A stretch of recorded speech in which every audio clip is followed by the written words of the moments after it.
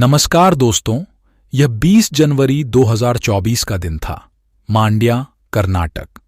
दीपिका एक स्कूल में टीचर के पद पर बच्चों को पढ़ाती थी, इसलिए आम तौर पर वह सुबह 9 बजे अपनी स्कूटी लेकर बस स्टैंड जाती थी और अपनी स्कूटी को बस स्टैंड में खड़ी करके बस से स्कूल जाती थी।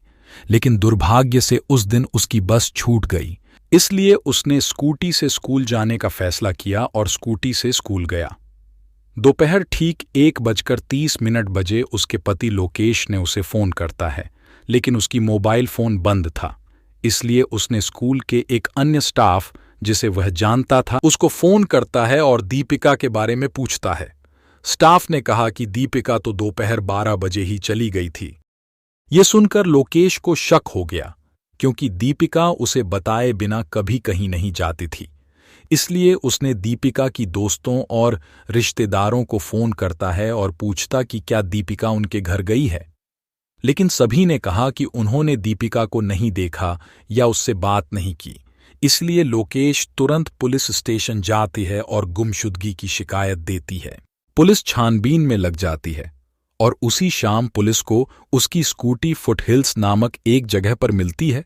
अब पुलिस के आगे ये सवाल खड़ा हो जाता है कि आखिर स्कूल जाने वाली दीपिका यहाँ क्यों आई? अगर उसकी स्कूटी वहाँ है तो उसका क्या हुआ? आखिर उस सुबह स्कूल गई दीपिका के साथ क्या हुआ? तो दोस्तों, आइए जानते हैं इस दिल दहला देने वाली सच्ची घटना के बारे में। दोस्तों, मेरा नाम बिकुन और आप देख रहे हो क्राइम वर्ल्ड। तो दोस्तों, आइए शुरू करते हैं आज की वीडियो बिना कोई देर किए। कहानी की शुरुआत होती है मनिक्यनहल्ली नामक कर्नाटक का एक छोटा सा गांव से। इस गांव में 28 साल की दीपिका वेंकटेश गौड़ा अपने पति लोकेश और 8 साल के बच्चे के साथ रह रही थीं। दीपिका एक प्राइमरी स्कूल में टीचर के तौर पर बच्चों को पढ़ाती थी। सब कुछ ठीक चल रहा था, लेकिन दीपिका अचानक जनवरी 20 से मिसिंग हो जाती है, जैसा कि मैंने वीडियो की शुरुआत में कहा था। लोकेश को दीपिका की मिसिंग कंप्लेंट दिए हुए 2 दिन हो गए थे और पुलिस को दीपिका की स्कूटी मिल गई थी, लेकिन दीपिका की कहीं भी कोई सुराग नहीं मिल रहा था। पुलिस भी इस मामले में कोई दिलचस्पी नहीं दिखा रही थी, इसलिए गांव के कुछ लोगों की मदद से लोकेश उस स्थान पर जाता है जहां दीपिका की स्कूटी मिली थी।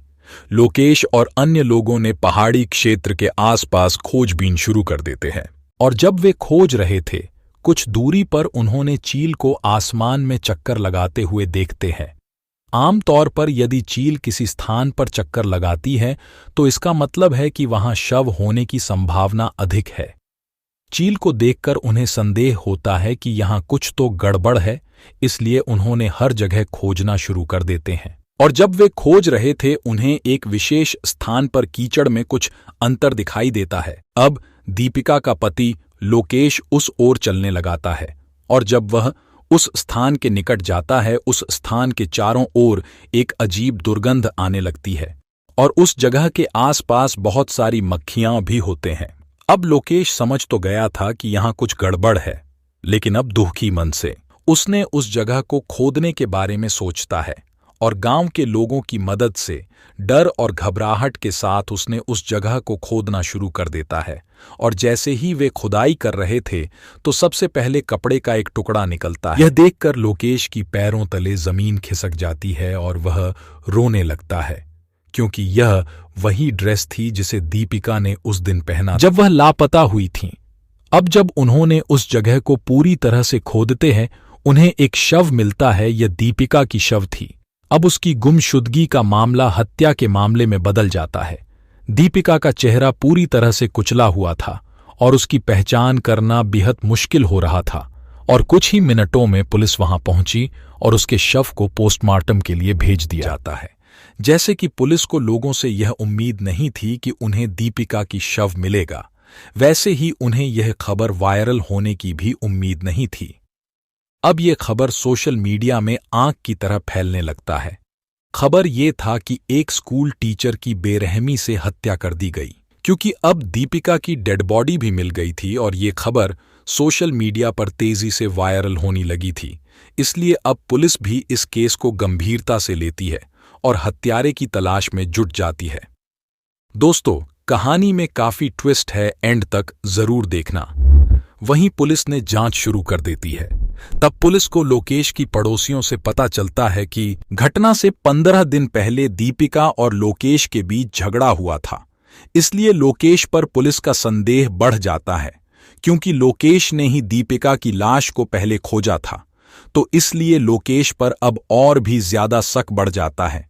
इसलिए पुलिस संदेह करता है कि शायद लोकेश ने ही दीपिका की मर्डर करके भोला बनने का नाटक कर रहा है। अब जब लोकेश को कस्टडी में लेकर पूछताछ की जाती तो वह कहता है कि घटना वाले दिन सुबह एक 22 साल का लड़का नीतीश ने दीपिका को फोन किया था।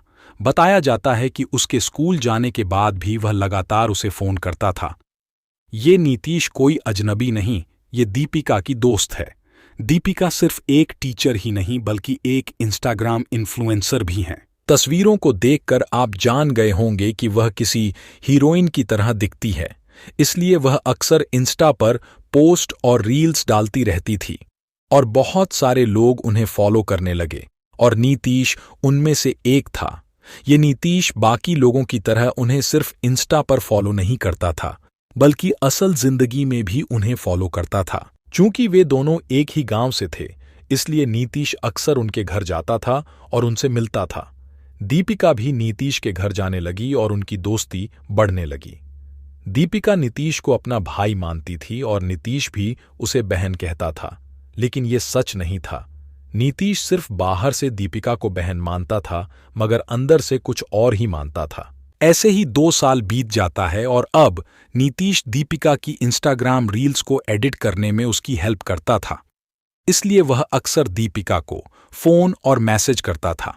एक समय दीपिका के पति लोकेश को उनकी पत्नी को मैसेज करने और कॉल करने से नफरत होने लगी थी।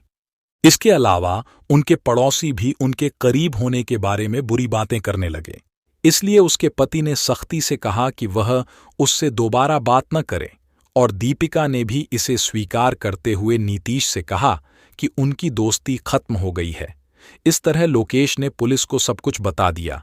इतना ही नहीं, जब से दीपिका ने उससे दूरी बनानी शुरू कर दी। हो सकता है कि नीतीश ने गुस्से में आकर उसकी हत्या कर दी हो। इस तरह उन्होंने अपना संदेह शेयर करता है।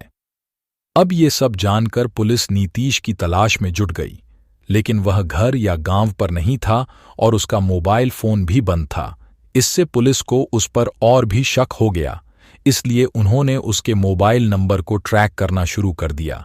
जो फोन पहले बंद हो गया था, अचानक एक बार के लिए चालू हो गया और जब इसे चालू किया गया तो यह होसापेटे विजयनगर के एक टावर में दिखा। पुलिस ने तुरंत उस नगर में जाकर उसकी खोज की और उसे गिरफ्तार कर लिया। और जब उन्होंने उससे पूछा कि क्या उसने दीपिका को मार डाला है, उसने पुलिस के सामने जो बातें कबूल किया, उससे हर कोई हैरान रह गया। और यही उसने कबूल किया। जैसा कि दीपिका के पति ने कहा कि दीपिका और नीतीश के बीच अच्छे रिश्ते थे, लेकिन वह अलग होने के अचानक बदलाव को स्वीकार नहीं कर सका। जब दीपिका ऐसा कहा तो उसने फिर से उसे फोन किया तो फोन रिंग होता है। तो दीपिका ने अब तक नीतीश को ब्लॉक नहीं किया था, इसीलिए नीतीश ने सोचा कि दीपिका ने उसे पूरी तरह से नफरत नहीं करती। 15 दिनों के बाद जब से उन्होंने बात करना बंद कर दिया था, यानी 20 जनवरी की सुबह नीतीश दीपिका को फोन किया और कहा कि आज उसका जन्मदिन है। इसलिए दीपिका ने भी उन्हें शुभकामनाएं दीं, लेकिन नीतीश ने इसे स्वीकार नहीं किया। उसने दीपिका को कहा कि पिछले जन्मदिन की तरह वह उसके साथ रहे, इसलिए उसने उससे सीधे आकर उसे शुभकामना देने के लिए कहा। इसके लिए दीपिका ने मना कर दिया और उसका फोन काट दिया और स्कूल चली गई। लेकिन वह उसे लगातार फोन करता रहा और उससे नरसिम्हा मंदिर में आने का अनुरोध करने लगा। समय दोपहर करीब 12 बज रहा था। उसकी टॉर्चर को सहन न कर पाने के कारण दीपिका उसकी बताई जगह पर चली गई और वे दोनों नरसिम्हा मंदिर के पास फुट हिल्स में बातें करने लगे। और बातें करते करते दोनों में लड़ाई होने लगी और उस लड़ाई में नीतीश ने दीपिका को पीटना शुरू कर दिया और वहां आए बहुत सारे पर्यटक उसे पीटते हुए देखने लगे। यहां तक कि एक व्यक्ति ने दूर से उनका वीडियो भी बना लिया। यह देखकर नीतीश सतर्क हो गया और रो रही दीपिका को समझाकर दूसरी जगह ले गया। और वहां गिड़गिड़ाने लगा कि उसे पहले की तरह बात करे और उसके साथ रहे। इसके लिए दीपिका ने ना कह दिया और कहा कि उनके लिए उनके पति और बच्चे महत्वपूर्ण हैं, और यह भी कहा कि ये हमारा आखिरी मुलाकात है, इसके बाद हम कभी नहीं मिलेंगे। इस तरह उसने अलविदा कहा और वहां से जाने लगा। लेकिन जब वह पीछे से गई तो नीतीश उसका शॉल खींच लिया और उसका गला दबाने लगे। इतने में दीपिका गिर पड़ी। अब उसने एक बड़ा सा पत्थर उठाया और लेटी हुई दीपिका के चेहरे पर कुचल दिया। इसमें दीपिका का चेहरा फटने लगा और खून बहने लगा। अब उसी शॉल से उसने उसका चेहरा और गर्दन ढक दी और फिर से उसका गला घोंट दिया। उसमें सांस न ले पाने के कारण कुछ ही देर में उसकी मौत हो गई। इसके बाद उसने सोचा कि आगे क्या किया जाए और 2 फीट का गड्ढा खोदकर उसके शव को दफना दिया। और दफनाने के बाद उसने अपना मोबाइल उठाया और अपने पिता को एक वॉइस मैसेज डाला। उसमें उसने कहा, पापा, मुझसे बहुत बड़ी गलती हो गई, मुझे मत ढूंढना, मेरी बहन की शादी के लिए अच्छा वर चुन के उसकी शादी करा देना। यह मैसेज भेजने के बाद उसने अपना और दीपिका का मोबाइल बंद कर दिया और उसके बाद बह छिप गया। इस तरह नीतीश ने पुलिस के सामने अपना गुनाह कबूल किया। अभी तक दीपिका की पोस्टमार्टम रिपोर्ट सामने नहीं आई है। उसके आने पर ही पता चलेगा कि उसने दीपिका पर कितना अत्याचार किया और उसे मार डाला, और क्या उसने हत्या से पहले उसके साथ गंदे काम किया या नहीं, ये भी पता चल जाएगा। ऐसा कहा जाता है कि चूंकि नीतीश के पिता का उस गांव में बड़ा दबदबा है, इसलिए पुलिस ने शुरू में इस मामले पर विचार नहीं किया। मैंने कहा था कि एक शख्स ने नीतीश और दीपिका की लड़ाई का वीडियो बना लिया था। 13 सेकंड का वो वीडियो इस केस में अहम सबूत बना। चूंकि यह बिल्कुल ताज़ा मामला है, इसलिए जांच अभी भी जारी है। अब नीतीश पुलिस की हिरासत में है। दोस्तों, आपका इसके बारे में क्या राय है, कमेंट में जरूर बताएं।